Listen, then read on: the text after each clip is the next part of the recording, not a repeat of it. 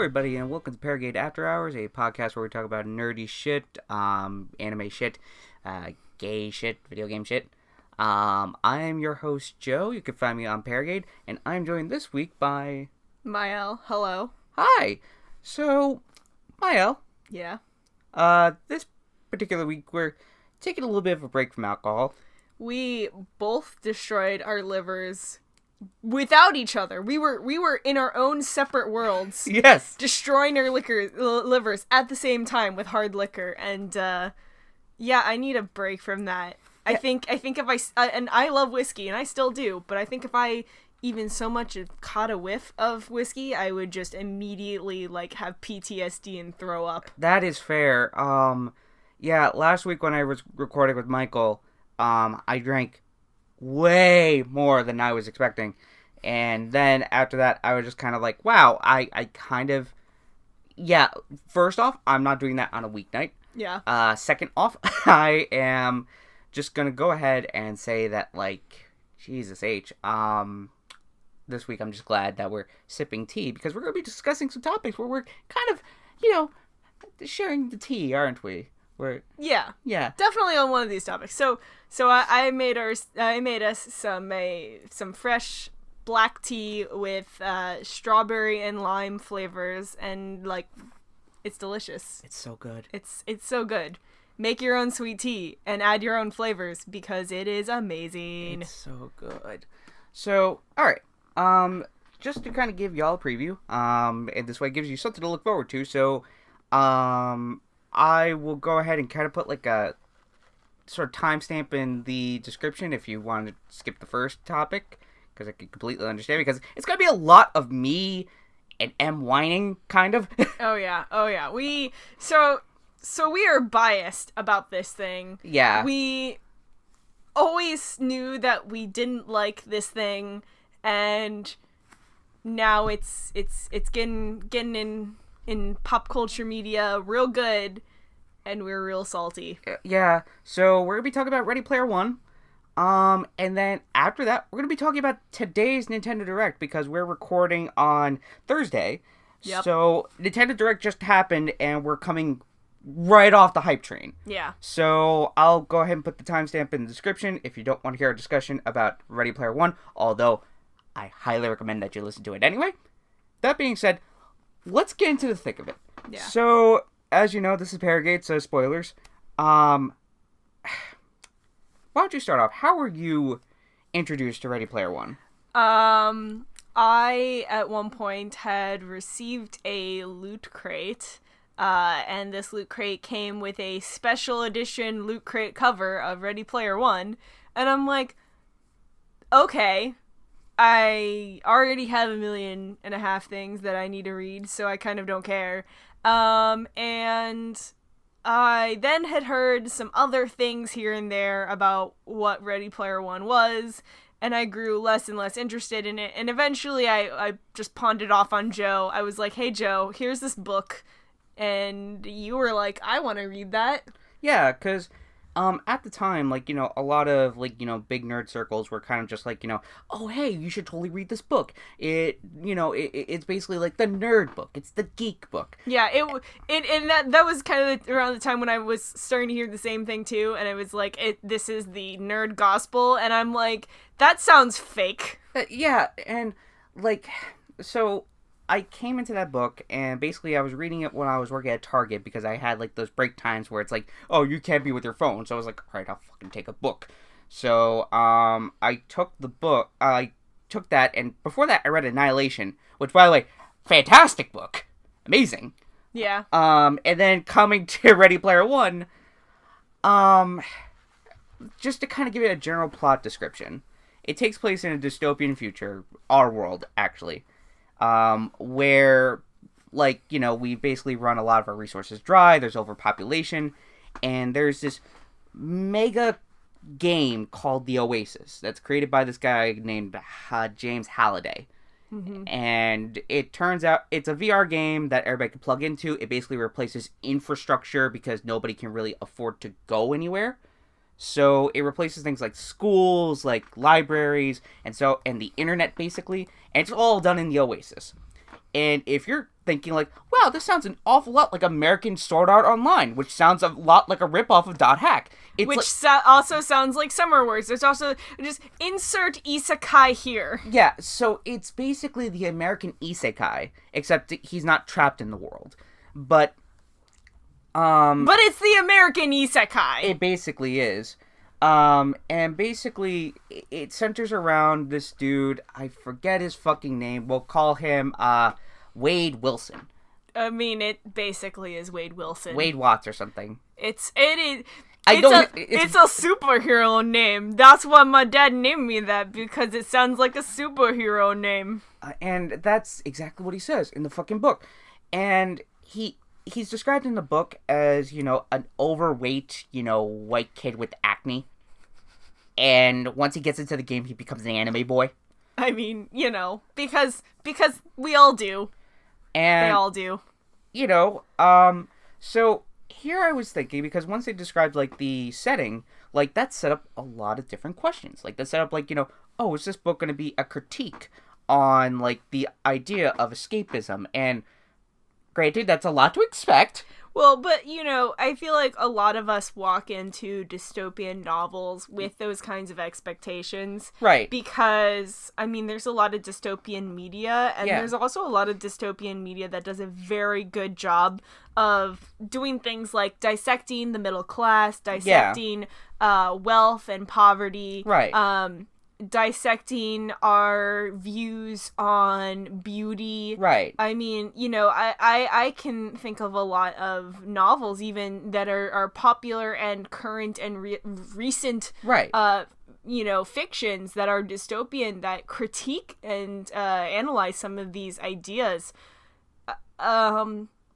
So I don't really think that that's a high expectation. I guess. But it's a high expectation for this one. It really is. And what happens is like the creator, James Halliday, he dies. He never had an heir because, fucking spoilers, he's a fucking basement dweller. Yeah. And they're hinting that he has Asperger's, which is also kind of problematic in its own right. Yeah, we're gonna stay out of the minds on a spectrum topic. Yeah. Let's lay that ground rule here. We are not going to talk about. We're not, because we don't have the tools necessary for that. Yeah, neither of us are on the spectrum. And I would love to discuss that with someone on the spectrum, I think, or multiple people. I would love to have that discussion. But just kind of going back to this, is that neither does Ready Player One have the tools necessary for this. No. And that's kind of why I brought it up, is because it handles it very poorly. Anyway, he doesn't have an heir, so he's like, oh, to make a game out of it, in the Oasis, I've hidden like 4 or 3 Easter eggs.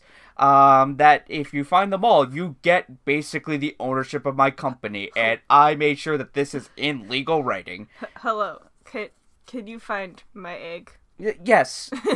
I mean, it's so, like, it's the literal MacGuffin. The literal MacGuffin, and the whole thing is that it's hidden behind James's obsession with 80s pop culture. And very specifically 80s pop culture. And that... Very, very specifically in the decade of the 80s. Pop culture, everything from the arcades to, like, bands. And, like, all of that crammed into this book. And it's like, you know, I already had Rush ruined for me from my childhood, and then as I was coming back around to Rush, I was like, oh, I can like this band again. Oh, I'm far enough removed from the trauma. Oh, this is great. Then Ready Player One comes sweeping in, and it's like, hey, you want like 1,000,005 Rush references? Oh, fucking god damn it. So... Yeah, and how many, like... you know, arcade references can we make? And, you know, so this is where basically the meat of this story is that this character, this sounds like a superhero name character, goes into this world and is hunting for these Easter eggs, the literal MacGuffins. And the way that he earns these is by his sheer knowledge of Rush and arcades and 80s pop culture. 80s, movies and etc. And essentially, how many ways can we cram things that earn claps from the audience? Like, it's like, hey, we referenced this character. Do you think you're clever now? Please applaud here. So, and that's the other thing that the novel paints is that because, like, everybody knows that James Holiday was obsessed with 80s pop culture, the world kind of goes back to the 80s. And this is, like, the book is not only trapped in, like, just references to one nerd culture, but also just trapped by 80s stereotypes. It very much, the book itself reads like an 80s movie, but not the good kind. Well, and it's not like, I feel like it just wants to reference these things for the sake of referencing them. I was discussing with you before the fact that, what if we use the bebop in this setting, and we use it as a metaphor, because if you understood the reference, you would understand the significance that this ship holds. Right. And we would be able to kind of make, cool and interesting metaphors that people who understood this thing would get. Yeah. There could have been a lot of intrigue in that. And I think kind of things like Stranger Things references the 80s and uses it as a platform by which it promotes its own ideas. Its own modern ideas. Its own modern ideas, where, we take the concept of, these 80s films and we convert them into something new. Whereas Ready Player One just crams in references with no thought as to what those references, what value they have. They become valueless in this book. And so after that, just kind of touching upon, kind of key points here, the story starts to focus less and less on the whole, dystopian side of it, and focuses more on the treasure hunting side. Oh, completely less. There's this whole, other thing about, the government and stuff like that trying to get in on the Easter eggs and whatnot, but, no one's actually paying attention to that. The only thing you're paying attention to is the main character going on his way and referencing 80s things and getting the Easter eggs and getting the girl in the end. Yeah, and that's the other thing. So there's the the female protagonist, Artemis, who at first is displayed as this capable fucking, treasure hunter. She's trying to look for the Easter egg as well. Yeah. And she has displayed herself capable enough to find kind of the first hidden thing on her own. Yeah. But the thing is that she's not smarter than this fucking douchebag. This fucking douchebag main character who in the beginning of the book is a level 0, only on the school planet sort of thing. Yeah. Whereas she's been traveling from this planet to this planet to this planet to this planet. Well, of course, she's incredibly powered until she runs into the main protagonist, and then she loses all powers because she is woman. And here's the other thing that really just rustled my jimmies about this entire book. Yeah. Which was the fact that they lean hard into the 80s trope of oh, the girl leaves you in the middle act, and then after that you gotta come at her with the fucking boombox outside her fucking window. Instead here it's cyber stalking. Fucking, the main character, which by the way his fucking name on the Oasis is Parzival. He's basically cyber stalking her when she's not returning his text or whatever. Yeah. And he's just obsessed with finding her. He's like, I'm in love with you, blah, blah, blah. And she's like, you've never met me in real life. We've never talked outside of our interests. Yeah. She flat out says this. And that's the thing is that, Wade Watts, he really goes after her. Yeah. And she does what every reasonable person would do is hey, we're online. You don't even know who I am. And he's like, I don't care. And then, in the end, she doesn't care either. Like, it just, all of that stalking just happens to work on her. Yeah, and so the other... Oh, Wade Watts, you're so amazing. Oh my god, Sugoi. So the other thing that, like, you could really kind of tap into with this book, that it touches on, but I feel... it feels like, you know, it looked like a checklist, basically. Yeah. Because when this author was making this book, he realized, oh my god, there's an awful lot of white characters here. I better... and there's an awful lot of just straight characters. This is during the time when people were complaining that there's no gay characters, that there's no characters of color. I better check them off. Oh, what if I did, two birds with one stone sort of thing? So the main character's fucking friend, who's described in the book online as being like, you know, this white, like, jock type character, looking like that online. Yeah. And this entire time, like, Wade believes, like, you know, that's him. That's him in real life. When he does meet her in real life, it is a black lesbian character. And you could, like, this is the thing that just really, really rustles everything, is that it doesn't go farther than that. It's like, oh, I'm black, I'm a lesbian, why did you represent yourself as a male? Oh, that was so that way other people could take me seriously. Like, okay, so the thing is that usually when I see any kind of representation in media, I tend to say, yes, good, even if... I think that the intent of it might have been a little lazy, because opening up representation is just important no matter what. And I can't necessarily easily, like, it's kind of hard to draw the line in the sand of where was this done correctly, or I don't know, not done correctly, but like done because it was supposed to, or just to check a list. But really, in the case of, I mean, they go over the fact that, yeah, she adopted this male white persona because she wanted to be taken seriously in the Oasis. But there's no real deep dive into that. We didn't get this. This would have been a really introspective moment of why do a lot of women in games portray themselves as male or pick male characters, and why do a lot of, you know, black or Asian or, you know, or Latinx people pick a white looking character in as an alias. Not to say that all of them do, but I know a lot of people who just go with the white male character because it gets them a lot less harassment in gaming. That's just how it goes. And so there would have been a really cool deep dive into this conversation. But no, it wasn't. This isn't about deep dives. This is literally just about how many 80s references can I put into this book. And there was nothing else after that. And then, you know, it's like you could have opened up like a big moment here with, like, it could have turned out like, hey, maybe the reason why Artemis was just kind of like, listen, you don't know anything about me in real life. And it could have turned out at the end it was a guy.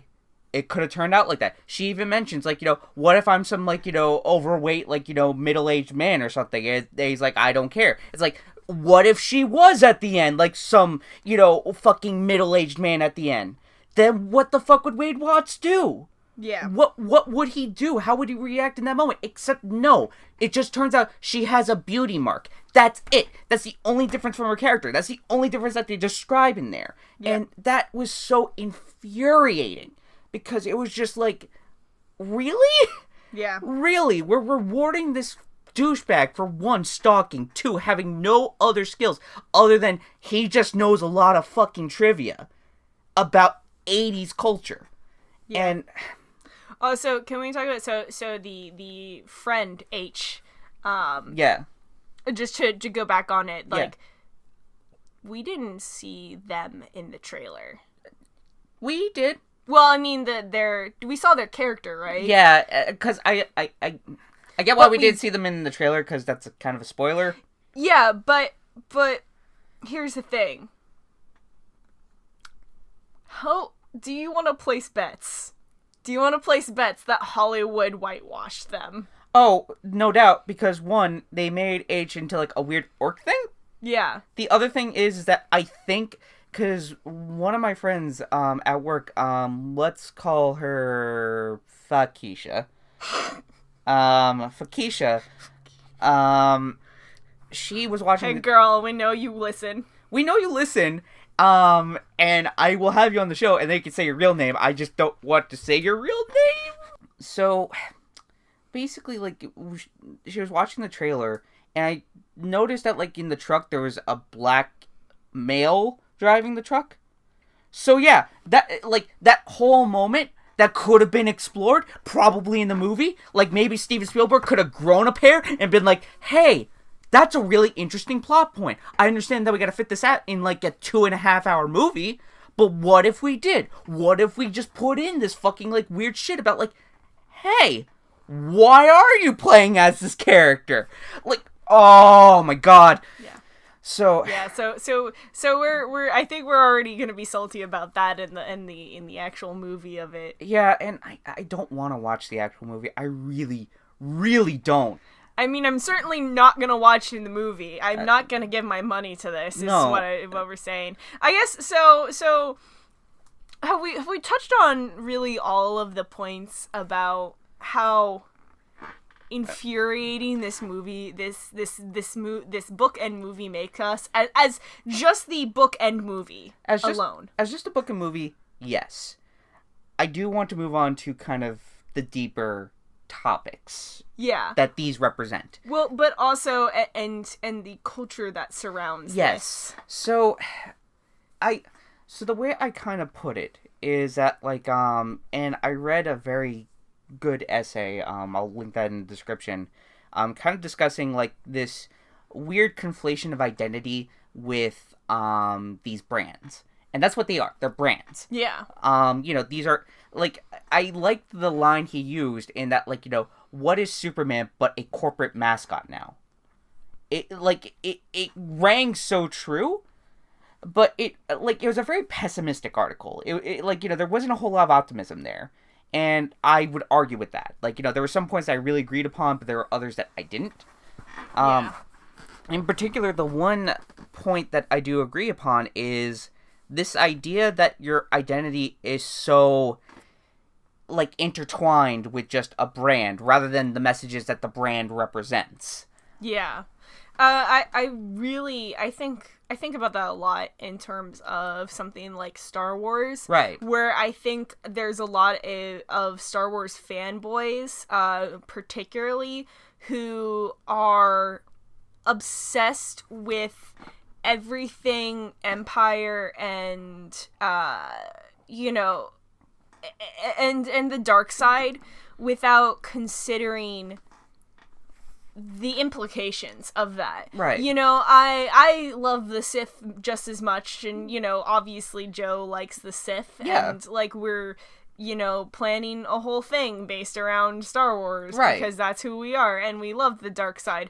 But we also understand that when you talk about the stormtroopers, that's also a reference to literal stormtroopers, right. and fascism. And so, we love Star Wars, and we like to dive deeper into what messages are these movies portraying. Right. Whereas I think a lot of people just wave the banner and don't think twice about it, because they're so diehard set on this being their brand that they don't want that tarnished with any deeper thought. Or the outside influence of other people. One particular thing I think about a lot is the fact that, brands like Marvel now are trying to reach to more people. They're not trying to just be we are just the straight white man's, fantasy anymore. Mm-hmm. With the advent of something like Black Panther, it becomes, this sort of, rally that, hey, this is gonna be for everyone now. This is gonna be, we're changing this. We're, one small step at a time, one movie at a time. And the argument I see a lot in they're trying to deflate this is that, Marvel's doing this because it's a cash cow. Oh, Marvel's doing this because, they realize, how much money they can make from this. It's fuck yeah, they do. But also, they, like, these people don't want to admit that, like, their brand that they've always seen in comic books being their boys only club. They're preyed upon the same thing, money. Yeah. And that's the thing, is that they were so, this is what they've come to know, and so other people's outside influences, it disturbs them. And because they don't want to admit the reality that comic books have and are read by people of color. Yeah. By women, by people of all genders and sexualities. Like, there's a gay Batman historian. Yeah. There's one of the big Batman historians is a gay dude, and like there's so many people out there who want to say that these homosexuals shouldn't be putting their agenda in our comic books, and it's like we've been reading these books alongside with you all along. And but they don't want to, that tarnishes their little club, their tiny little brand that they had, that they were this was their image, and you were tarnishing it for them. I had one thing kind of said to me recently, is that one, we still, like, you and me, we're old enough millennials that we still came from the age where it's like we were bullied for being nerds. Oh yeah, like we were super bullied. Like, like we were before the time when nerd was cool. And with the advent of Marvel movies, like, it just became more and more popular. Yeah. And what I heard, like, from, particular people is that, the fact that it's becoming this widespread thing, it's no longer special. It's and this is kind of relates back to my comment that, like, you're so invested in the brand, but you're not invested in the message of the brand. Like, you're not invested in the actual message of Black Panther. The actual message of, like, Superman. The actual message of Star Wars. And the actual message of, like, Captain America. Yeah. Because these people are so hellbent on this one thing still making them special. Yeah. That the idea of criticizing it is almost in a way letting go of it, and they don't want to. It's the admission that, like, maybe you need to find for yourself what are your own characteristics outside of this. Yeah. Like, for, like, you and me, like, outside of video games, outside of anime, I am a bisexual Latinx man who delves very hard into sociology, delves very hard into philosophy. Like, I have outside interests. I have outside things that make me me. Like, it's not this sole thing that defines me. And I think for a lot of these geeks, for a lot of these people who are afraid that, like, this thing that makes them special, this encyclopedic knowledge that's going to get them the girl in the end, that's going to go ahead and get them the multi-billion-dollar industry, them being Parsifal. Yeah. That it doesn't actually exist. That you have to be a multifaceted human being, and that scares them. Yeah. And I think that I do kind of think about that a lot, in that, I do see a lot of people in my life who do see themselves as one-dimensional. Like, they only have this one interest, and it kind of makes me sad. Or, like, this is their only identity. And this is, like, I have a love-hate relationship with labels, because I think that we shouldn't put other people into boxes. Right. But I also think that labels are something that you can cherish for yourself, to give yourself, to help give your life some kind of meaning and guidance. Yeah.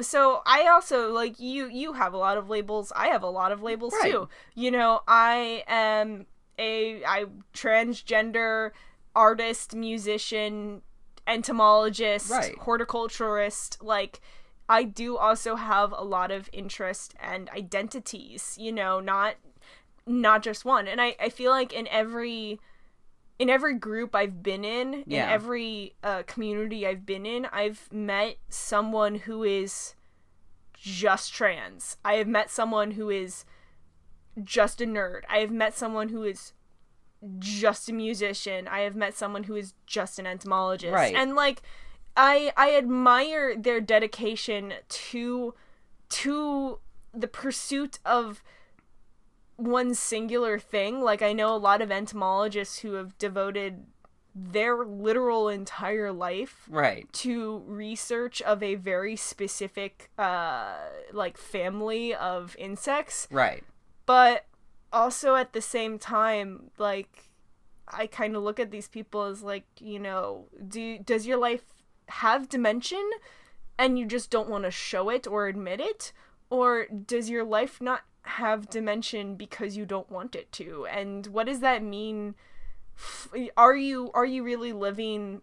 I mean, I guess if you're living the life that you want to, okay, but it's just that, like, I feel like in particular when it comes to, like, geek culture, and when it comes to things like this kind of exclusionary thing, this kind of, you know, fear that, like, you know, something's going to become too mainstream. Like, gaming going to become too mainstream. Star Wars going to become too mainstream. Like, you know, so on and so on. Yeah. This fear that, this thing that makes them special, like, this is the kind of shit that led to Gamergate. This is the kind of shit that led to, like, you know, just this fucking, like, scared knee-jerk reaction of, like, you know, women are ruining video games, the LGBT community is ruining video games, or, you know, so on and so on, is that they don't want this to be someone else's, and they don't want to lose, again, this core facet of their personality, whereas I feel like, you know, something like an entomologist, or something like even a chemist, or like a dancer, or whatever, like, they realize that, like, you know, something like that, like, you know, there's kind of layers to it. Whereas I feel like some of these geeks, or some of these, like, you know, nerds who go ahead and pursue things like Star Wars or whatever, there's only so much.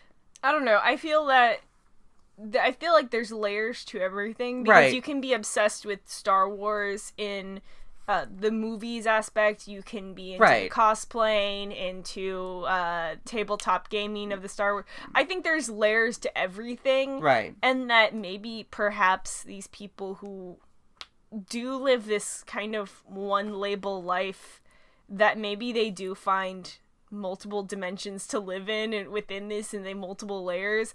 But I mean, even still, I look at some entomologists who the only thing they do is bugs. Yeah. And I mean, I'm just like, are you really living your happiest life, kind of thing? Yeah. Because, and that's the thing, is I honestly feel that way when I look at anyone who that's all they do. Right. You know, and I relate this back to when I was in undergrad, and one of the people I met in one of my classes was a turf grass major. Oh, yeah. And I got talking with him because he was also in an entomology class, and he's like, yeah, I don't really like bugs. I just have to take this class. I really like grass. And I'm like, cool. So do you have any other extracurricular activities you do on campus? Or it's like, I mean, I help plant the grass on the field, in the football field. And we use a mixture of Bahia and Bermuda, and I'm like, okay, stop right there. The fuck? First off, He really just he was only interested in grass. now, I could not steer him away from the conversation. see, part of me is like, that kind of makes it more interesting to me, is like, what? Like, you know, you kind of look at, like, Star Wars or something, and there's, like, a degree of understanding of, like, okay, I can understand why you're obsessed with this. But grass, like, what does he know that I don't know about grass? What kind of, like... Grass is a profitable business. That's about it. There's gotta be more, right? No. Oh my god. Grass is the most boring and awful plant to work with, Joe. I'm It's sorry, the worst. but I want to know about the grass man now. Listen. Tell me about the ass grass man. I tried to get him to talk about anything else, and he just wanted to talk to me about the properties of Bahia grass, and I'm like, I am done talking to you forever. Oh God. I think at one point I had his phone number because we were going to work with each other on a group project, and I'm like, how about not? How about I don't talk to you ever again? Because I swear to God, if the next thing that comes out of your mouth is Bermuda grass, I'm shooting you. Oh my God. Or Augustine grass. Yeah, no, so there are people like that in the world. Right. That's the only thing. There's one thing that interests them, and that's it. Yes. And so like it's not just a nerd thing. I know. And I know it's not just like a nerd thing. And I think that no matter what we're looking at, whether it be bugs or grass or stamp collecting or, you know, video games or specifically Overwatch or LOL. Yeah. I don't think that's healthy. No, it's not. And I feel like, you know, you like, I feel like you're kind of doing yourself a disservice by shutting out the rest of the world. By, like, you know, like, you can use, like, you know, WoW or, like, Star Wars or Star Trek or whatever, and use that as, like, an anchoring point. Being like, you know, oh, I like Altered Carbon because it reminds me of this particular scene from Star Wars. Or, oh, I like, you know, playing Xenoblade Chronicles 2 because it reminds me of this particular moment from WoW. Yeah. It's like, you know, you can relate it back, but the fact that, like, you know, you're kind of cutting off yourself from, like, you know, just experiencing things, because the example I was kind of using earlier today was Monster Hunter. Yeah. Because up until recently, like, you know, Monster Hunter was huge, like a hugely niche. Oh, it was so niche. It was so niche. I didn't even hear about it until I met you, and you were obsessed with it, because the only people I've ever met who played Monster Hunter up until this year, up until World, have been people who are obsessed with it. Exactly. And then World comes out, and then suddenly you have all these people who would have never touched Monster Hunter to begin with touch it and bring in all these new outside ideas. What I realize about, like, opening this up to a wider audience, and not opening it up to a wider audience kind of like in the early 2000s when they're like, we're making games more accessible, by which we mean we're making everything Call of Duty. Yeah. Like, in this particular instance, when they made, like, you know, little quality of life things, like, you know, hey, we're making gathering a little bit easier, or hey, we're making finding the monster a little bit easier. We're making meeting up a little bit easier. Yeah, so, like, they made these quality of life improvements for Monster Hunter World, which then, and also putting it on consoles that people fucking play. Yeah. You know, they were able to open this up, and instead of this being like an echo chamber of just Monster Hunter fans complaining about Monster Hunter, yeah, now you have all these other people bringing outside ideas. You have people who played Assassin's Creed, go back to this, or you have people who played Destiny, go to Monster Hunter, or so on and so on. And that's the beauty of opening it up to a wider audience without, I guess, kind of compromising on what it really is. Yeah, well, and that's the thing, is that you got, but then, you know, also thinking about it this way, like, these other people who are also multifaceted just like you are, who, you know, did not originally play Monster Hunter, they don't know every single recipe by heart, but they don't need to, because they are enjoying the thing at the level that they want to. Yeah. And just like you can dive into, you know, Marvel without having to know every single, like, you know, issue that was ever released ever, like, front to back. Like, you can enjoy things in small doses. You can dabble in other worlds. You can be nerd of different qualities and quantities. You know, and not everyone who comes into your Monster Hunter world have to, you know every single, like, you know, game, you know every single weapon, every single, like, you know, oh, this is like the min-max, like, sort of thing. Yeah. It's like they could come into this and be like, I just want a Rathalos armor. Yeah. And this does not also compromise on who you are as a Monster Hunter fan, because it shouldn't, because you should have other things that you also enjoy too. And so when you see someone enjoying the thing that you hold dear, you can celebrate it, you know? So, kind of pulling this back around, and to kind of just, I guess, put a nice little bow on this. Yeah. going back to like like that statement of like because we open up to a wider audience, it makes it less special. I'm very much of the mind, however this form of media touched you, that's yours. That's your experience. That's what makes it unique to you. Because no matter what, like, nobody's going to have the same exact experience that you had with Star Wars. Nobody's going to have the same exact experience that you had with Spider-Man. Like, you may watch the same movie, you may read the same comic, you may even play the same game. But who you are as a person, who you are, like, experiencing this, that's what makes it unique. And you should find, like, on a more optimistic note, find yourself. Yeah. And don't think that you have to learn every single detail and aspect of one thing in order to make yourself a special snowflake like Wade Watts. Exactly. So, that being said, don't watch Ready Player One. Don't read the book. Yeah.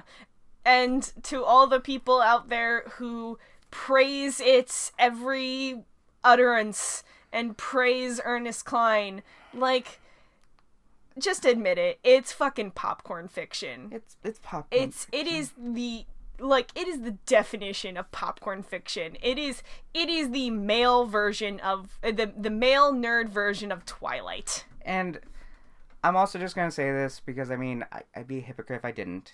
If you do like this book, and if you do have particular opinions about this and you want to have a conversation, cool. I'm open to that.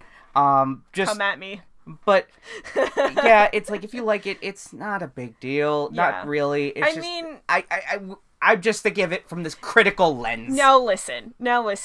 So I called it the male nerd version of Twilight, and if you don't like that, well, you can die mad about it. But also, I will be the first person to admit that I enjoyed the first Twilight book. It wasn't the worst, but it is popcorn. It is fluff. It is nothing but a means of which I can get the dopamine and serotonin going for no particular reason other than shoddy fiction. And this is what this book is to us. Yep. So anyway,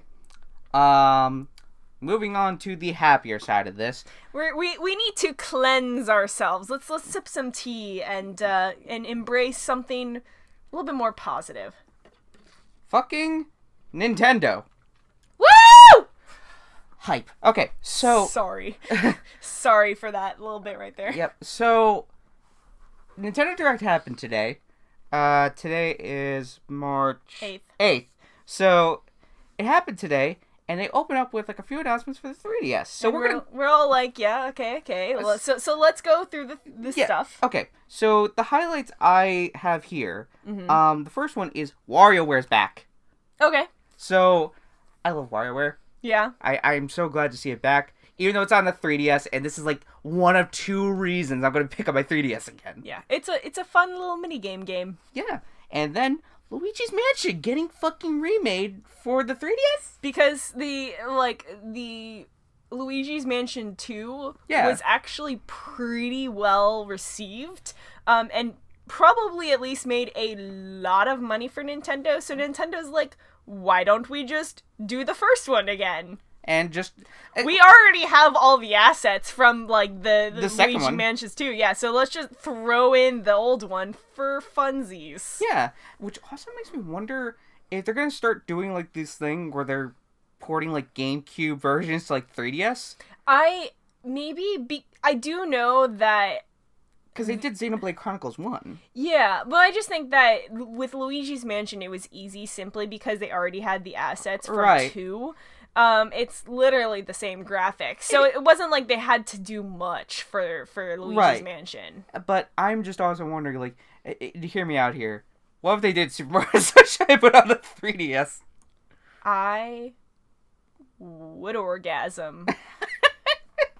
Anyway, next one. All right, so kind of moving past that because there was like a couple of there's Kirby that was cute. Anyway, there was Detective Pikachu. Really, what we're going for is these Switch titles, though. So Kirby coming out on the Switch. Yeah. With the fucking what's the hamster one called? Oh, Riki. Riki's back. Riki. Oh my god, it's so fucking cute. Okay, so I love riding the hamster Yeah. in the old Kirby games, and so just seeing 3D Kirby riding atop our little hamster buddy, I was just like, oh. It's so cute. So yeah, uber cute. 10 out of 10. 10 out of 10, and the demo is released, which I'm gonna download eventually. Oh, hell yeah. The other thing that was announced, fucking Okami HD. So, when we were talking about Okami HD being out on other consoles, in a previous podcast episode, I was pretty, confident that this was not coming to the Switch. Right. Just because it's Capcom and I wasn't really expecting much. Right. I know that Capcom was doing other things and I'm just like, well, they already released HD for the other consoles, so they're probably not coming to the Switch, even though it should.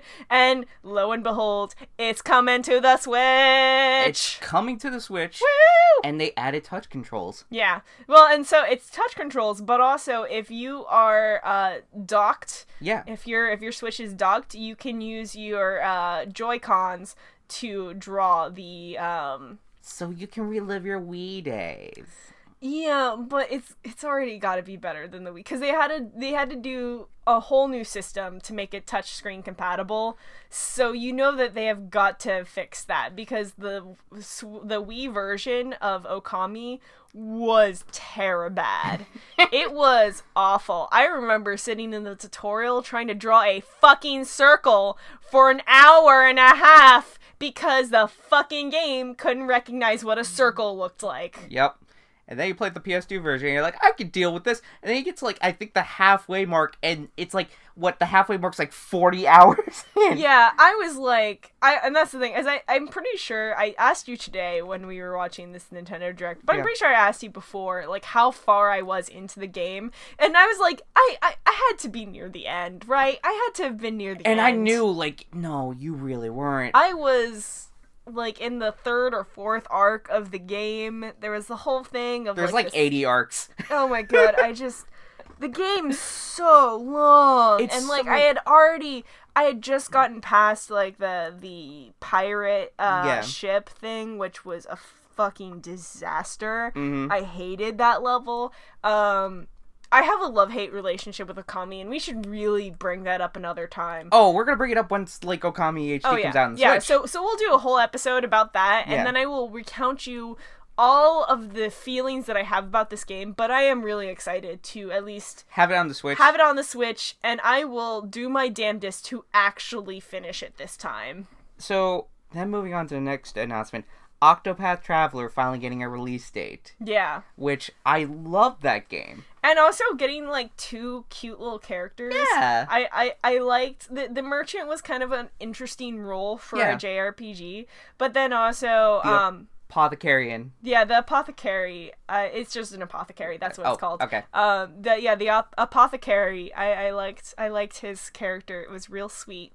It was real sweet, and his whole thing is I get to talk to people. Yeah, so because he's an apothecary and he wants to help heal people, he can kind of delve deeper into villagers around him and really find out more from them than you would in a normal conversation, which I think is a really interesting. I love how this game is coming up with different jobs. It's not just a typical JRPG where you have your knight and your healer and your mage and your monk. And question mark. Yeah. Instead, you're getting things like the apothecary and the merchant who can do a whole different thing outside of the actual battles. Right. And so it'll be real interesting to see what else is going on with that. It's going to be really cool, and I can't wait for that game. Kind of going back to what I was talking with Michael in the last episode, how, a lot of turn-based RPGs just turn me off because they're so slow or there's no real momentum. Mm-hmm. What I liked about the Octopath Traveler demo was that the battles had momentum. It had a sense of, you're making that mousetrap machine. Yeah. And, it was so good. Yeah, I feel like the one thing about Octopath Traveler is that it has this kind of aesthetic that I'm not quite sure how I can relate it to Golden Sun, but it gives me some Golden Sun vibes. You know what I mean? Oh yeah, and like it's definitely not the same at all, but there's just something about the visuals of it and the way it's going about storytelling that I think I'm gonna feel about this the way that I felt about the original two Golden Suns. That's really good. Like because I have a very specific taste in JRPGs, and this might scratch that itch. Oh yeah, because God, like the thing it reminds me the most of is definitely those like early PS1 era, but in the best way. Yeah. It takes that nostalgia and actually adds on to it. Yeah, or the early Game Boy and Game Boy Advance JRPGs. There's one on the tip of my tongue. I can't remember for the life of me, but I'm sure I will remember it in the near future, and we can talk about that one too, because I'm really feeling that vibe. Oh yeah. And then No More Heroes. Mm-hmm. Finally got gameplay footage of this. Yeah, so you're going to be going to different game worlds. Yeah. Video games within video games. It's meta video games. It's meta video games, and I keep holding out hope that Uncle Death is going to make a cameo. Oh, yeah. Yeah, but that's the thing, is that we're seeing it, so it's like all these different game worlds, and you literally like are going into them, and the people that you were trying to take down are the bosses at basically the end of the levels. Yeah. And that's just a really interesting and fun. It's super gamification of a gamification of a gamification. It's real. It's real meta. It's real meta, and I think that's exactly what Travis Touchdown wants to be. It's so Suda 51. Yeah. And the thing that's different about this, because I played the original No More Heroes games, it's actually top down instead of like the original sort of hack and slash sort of gameplay. Yeah. So it looks interesting. It looks like Suda was playing a lot of Hotline Miami. So it's not exactly top down, and it's not exactly hack and slash. Hack and slash. It's more of a 45-degree angle vision. That's the thing, is it's not. It is very much, it's pulled back from third person. Yeah. But it is still a fixed camera, but it's not quite it's not quite 90-degree perpendicular to the playing field. But I think that's a really interesting look, because it gives it more of an arcade looking feel. Like, I looked at that that gameplay footage as if I was looking down and at an angled CRT like arcade screen. Yeah. I really got that vibe from it, and so I really think that that's where they're going, and I love that. It's so good. And then co-op with Batman. Oh yeah, no, so we're gonna be playing co-op. Oh, yeah. The moment they said co-op, I'm like, so Joe's gonna make me play this. Oh, definitely. So then comes some of the bigger meats. Dark Souls. They made a whole amiibo just so you can praise the sun. That's it. That's all that amiibo does. I feel like we could just cap it there with Dark Souls, because that's all you need to know. That's all you need to know. You have a Solaire amiibo, and that's it. The other thing, the network test. Holy shit, they're actually going to offer like a demo to play Dark Souls. Which I think is a really weird idea for something that is a remake, but it makes sense for Nintendo, because they're introducing this game to a Nintendo console, and they're expecting that there's going to be a lot of people who have never played Dark Souls. And so they're like, this is a way for us to test the capabilities of the servers to make sure that they're up and running. Yeah. And also give people a chance of demoing the game. Yeah. For people who are Nintendo fanatics and have just never touched a Dark Souls game. So I will not be playing this, but I know plenty of people who will be, and I'm waiting for my brother to respond to me, because I need to know how he feels about Solaire, and if it would make a good present for a statuette for his new home. You know? And then the next thing was Captain Toad. It's so cute. I was really hoping that Nintendo wasn't gonna just take Captain Toad and just be like, okay, that was a fun one-off, goodbye, because the Captain Toad game on the Wii U was real fun. Yeah. It was so cute. It was a darling of a game. It really, that's a kind of game that you don't get to see often, No. where we do platforming and we totally take the jumping aspect out. Right. Similar to what Snake Pass did. Right. Except, and that's the thing, is that I love that kind of style when we get to pull away from that. And it's basically Nintendo's version of Monument Valley. Yeah. And so, because even with the Monument Valley, as you turn the field, it, changes and morphs and stuff. And so it's not quite doing that with Captain Toad, but I love that concept of you get to turn the stage to help you figure out how to solve the puzzles. And you're basically looking at it like you would look at like a Rubik's Cube kind of thing. So I was so happy that we're getting a sequel, that we are getting a new one, because it's such a darling of a game that it would have been such a shame to see them just be like, oh, okay, that was a fun thing. All right, bye, Captain Toad. Right. And it's just so cool, and the fact that they're going to add, Mario Odyssey levels. Oh my god, I'm so excited. So, I'm going to go ahead and preface this with one thing. Yeah. So Nintendo recently announced that they're supporting another game engine on the Switch. Uh-huh. Called, the Game Maker's engine. You know what? Yeah. You know what game was made in Game Maker? What game was made with that engine, Joe? Well, wait a minute. I feel so. I feel. It's motherfucking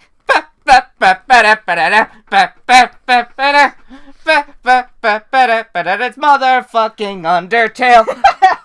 Oh my god, Undertale is coming to the Switch. I haven't touched that game since I did my initial playthrough because I don't want to ruin it on my PC. Yeah. When you try to replay that game on the PC after you've gone through a pacifist route, totally, the game literally says, Are you really going to ruin this? Are you really going to do this? And no spoilers on this, but basically, the game is like, excuse you, what the hell? Like, the game hardcore shames you for a lot of things, and so it makes sense that the game would thus shame you for trying to replay the game after you've already, completed it, for many, many reasons. And so I'm kind of happy that I'll get a second go of this, just because I would feel so bad having to delete my save data on Undertale. So the one thing that I kind of love about this, because they recently got golf off of the Switch, unfortunately.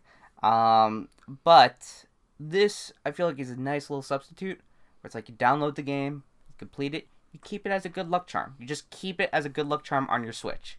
You have this nice little happy world that's living on there. Yeah. Question, what do you mean by removed golf? I mean, they made it inaccessible on the Switch. Remember that golf... Well, it's only accessible on the, was it June 30th? No, they removed it. Why? No one knows. That makes me sad. Yeah, that made a lot of people sad. They basically made it into garbage data. Yeah, so, once I found that out, I was really sad. But now that I know Undertale's coming here, I can get, this nice little good luck charm that's just gonna stay on my Switch forever. Can I just have a little, can we just get a tiny little icon of, Satoru Iwata's Mii? The icon, when you click on it, it doesn't do anything. All it does is just play a little Earthbound song. It doesn't do anything else, but it just sits there to just remind you. So, moving on to other weird things coming to the Switch. Fucking Crash. Yeah, of all of the things that I made a list of not coming to the Switch, Okami was on there, and, Crash Bandicoot. Crash, I didn't think I had to add to that list, because, well, it's Crash. Yeah. Crash is exclusive to Sony. Sony was like, "Hey, this is our competition to Mario. Hoi hoi hoi." Well, it wasn't even that, like, because, like, once Universal got the rights to Crash, Yeah. like, he did appear on, like, Game Boy Advance games, Yeah. but this wasn't, like, classic Crash. This wasn't, like, Crash, Crash the Warped. It was Crash Light. It was new Crash. It was Crash Diet. Yes. And I don't think there was a lot of games, a lot of really random things that came out for the Game Boy and the Game Boy Advance and whatnot that I would not consider Nintendo. It was like, this was just shovelware. Yeah, it was shovelware. Yeah. So, that coming out, also July 10th, like, that's right around the corner. Like, I get it's a port, but also I'm just kind of like, shit, that ain't too far away. Yeah. Then, the other thing, just honestly just going over it, Hyrule Warriors finally got a release date, May 18th, basically a week before Dark Souls. So, Brandy is going to be unavailable that weekend? Probably. All right. Well, we're just gotta keep that in note. So, what's next, Joe? What's next? What do we got? Well, I feel like you should take the reins here because you know what's next. It's your favorite tennis game. So, I love Mario Tennis. Joe loves golf games. I love tennis games. Yep. I love Mario Tennis. Mario Tennis is my jam. Yeah. And I get to play Mario Tennis with both of my babies, my Rosalina and my baby Bowser. I love baby Bowser so much. I'm so excited to play baby Bowser. These are both of my little floating babies, and I'm so excited to play as them. And there was something, so this trailer is a lot more of, like, an instructional video, and I was kind of turned off by that. This is something that the Nintendo Directs have been doing a lot. Yeah. Is after they released the first trailer, the second Nintendo Direct will usually have a whole bunch of instructional videos kind of thing. And for Mario Tennis, it was a lot of, here's how to do trick shots, and this is a specific thing that we have introduced that's like this whole complicated, like, meta system. And I was just like, this is a lot, and I'm not sure how much I like this. And then literally Nintendo Direct was like, oh, and hey, by the way, if you're a purist, you can play on simple rules. And I'm like, Nintendo got me pegged. Nintendo knew what I was thinking. It was like, oh, by the way, here you go. So I'm gonna play the hell out of this game. Oh yeah. Because I will probably play on simple rules for a while, and then I'll probably get warped into the whole, like, cool zone system. Yeah, like, you'll go ahead and just, like, get into that. It'll be like, you're playing Street Fighter 2, but then you're like, I want to play Street Fighter Alpha now. Yeah. I appreciate that there is literally just simple rules engaged. Yes. That you can just cut all of that out, and, like, the game is marketing itself as that. Yeah. That if this is not your speed, you can play on simple rules. And also, if you are not used to playing a video game tennis, well, if you remember Wii Tennis and Wii Sports, we got you covered. Do literally that. So if you want to, play with your ultra competitive dude bro friends and, pull out the pro controllers and go with zone controls and shit like that, you do you, boo. But I'm gonna be over here with my 50-year-old mom and, like, playing tennis with her and swinging our Joy-Cons around because Wii Sports was hella fun. Oh, Wii Sports was hella fun. So then that kind of leads to the next thing. I watched the American version, which we watched the European version. The European version happened to be what was accessible when I was on YouTube and had to rewatch it, because I was at work at the time, or I was driving home at the time that the Nintendo Direct was playing. Yeah, so, like, when I was watching the American version, before they made the next announcement, they were talking about, like, Splatoon 2 being at GDC, which was actually particularly interesting, because I was like, oh, they're talking about GDC, and they're like, oh, by the way, not only are people from Splatoon 2 giving talks at GDC, people from Mario Kart 8 are giving talks at GDC. Like, I like this, interest in actual game design now. Yeah. And that is particularly cool and interesting, which then leads to the big announcement, Splatoon 2 getting an update, and now you can go ahead and see the other waifu, Callie. Callie with a beanie. Callie with a beanie. She's so cute. But then also... Octoling mode, which is their first paid DLC. So they have a new DLC coming out. It's an expansion called Octo. Yep, called Octo mode. No, it's just Octo. Is it? The expansion pack is called... Yeah, it's an expansion called Octo. And it is a whole new hero story mode. Yep. In which you play as an Octoling. Yep. And this is not just an add-on to the game. This is a whole new single-player story mode that is gonna have 80 levels. Yeah. Like, for $20. Like, 80 fucking single-player levels. Like, this is a whole fucking game. This is a whole new game that they are just adding on to the current game. So you play as this Octoling who has woken up in the subway system and has no idea who she is. Yeah. She has no memories. And then as you kind of go through the system, and once you do beat the single-player expansion, you actually get the ability to play as Octolings in multiplayer That's where mode. you get Octo mode, is where you get to enable Octoling, kid. Yep. You get to play as an Octoling kid with whole new hairstyles that are hella fucking cute. Oh my god. And on top of that, like, the imagery that they were going for with this fucking trailer. Oh god. I mean, guys, you gotta go see this trailer. It's so lit. It's so good. It is set in the form of a walkthrough music video. A hip-hop rap music video in which the Octoling is walking through an abandoned subway train. Exactly. And I'm trying to think. I know that I could pull up literally like a video that it is directly referencing to, but I just cannot for the life of me right now. But I mean, it is the Octoling has the vibe of Rihanna. Yeah. Just walking through this subway, just like with this fucking hip sway. The hip and sway. And just so much like feminist empowerment, like in every single footstep. And then like Pearl looking like Biggie Smalls, and then Marina looking like Tupac. Literally, so Pearl's always had the crown as her signature thing. Yeah.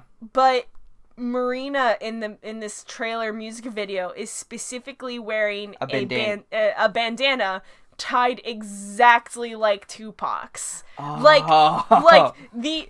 This is not just a coincidence. This was specifically picked out. It was so well thought out. And that's the thing, is that like I always thought that like Pearl really had that like kind of Biggie Smalls, Kanye West kind of style about her. Yeah. Not just in her kind of musical style, but then also just in her posing, in her attitude. Yeah. She did present herself that way. But this is the first time that we're seeing Marina also showcased in that kind of artist style. Yeah. Specifically referential to a specific artist. And that's just something else, man. That's something else, and I'm so glad to see like more studios kind of like this really harkens back to like when someone was doing a piece on Nintendo and saying like how like they pick out people from like different artist spheres. Yeah. Rather than just video games, and bringing in that outside influence, and you're starting to see this outside influence really sink in, and it's so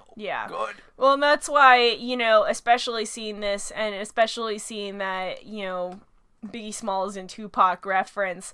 That's why I looked at the Octoling and I'm like, that's fucking Rihanna. That's Rihanna. Like, you were saying Beyonce, and, like, that is kind of Beyonce, in that she's kind of got the skin tone of Beyonce.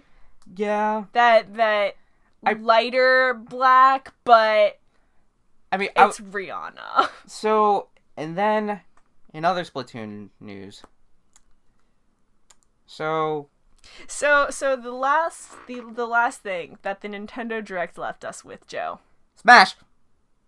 I'm just gonna say, it's Smash Bros. It's fucking Smash Bros. It's Squid Kid, Smash Bros. Squid Kid and Smash Bros. Smash Bros! 2018, Smash Bros! Holy shit!